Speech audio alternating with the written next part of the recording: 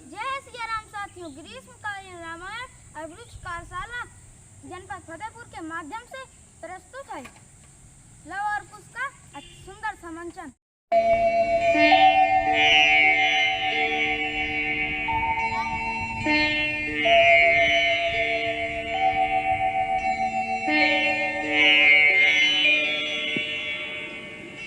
राजा धर्म के नाम पर इतना बड़ा अन्याय कर सकता है, ये बात तो मेरी समझ में नहीं आती। अरे किस पर इतना बिगड़ रहे हो? कौन से राजा ने इतना बड़ा अन्याय किया है? राजा राम ने। तुम लोग महाराज श्री राम की बात कर रहे हो?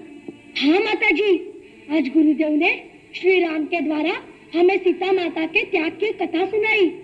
तब से भैया का कुछ शांति नहीं हो रहा।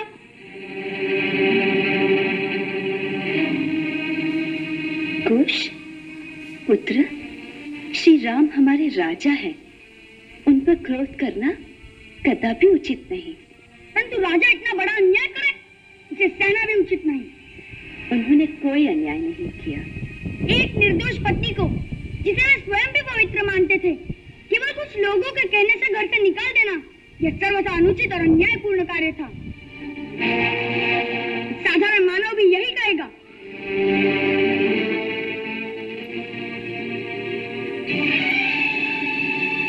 हाँ, साधारण मानव का यही निर्णय हो सकता है, परंतु श्री राम साधारण मानव नहीं है।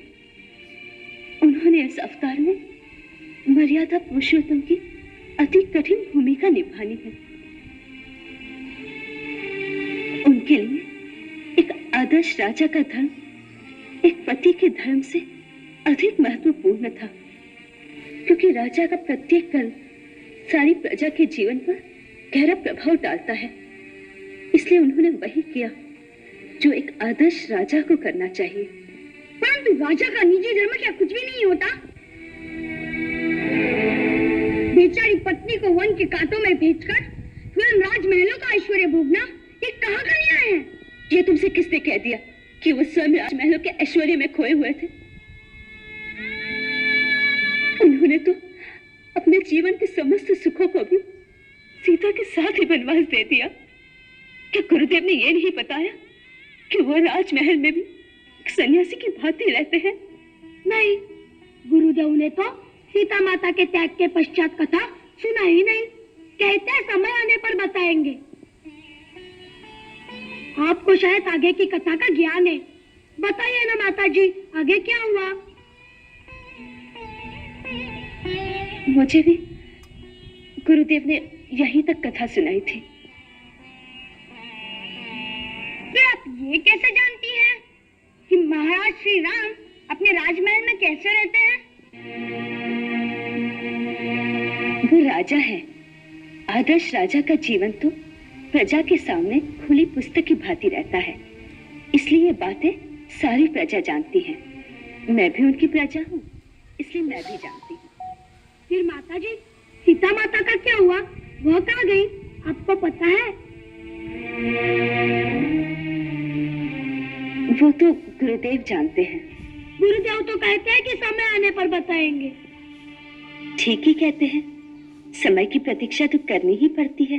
कुछ भी हो, मैं इस अन्याय के साथ कदापि सहमत नहीं हो सकता। यदि किसी दिन मुझे महाराज श्री राम मिल गए तो मैं उनसे ये प्रश्न अवश्य पूछूंगा कि आपने अपनी निर्दोष पत्नी को घर से क्यों निकाला? हाँ, मैं भी यही प्रश्न पूछूंगा महाराज से। परंतु भैया, हमारी भेंट महाराज से होगी कि वो तो राजा है, हम बनवासी। कौन जाने किसी दिन अवसर निकल आए।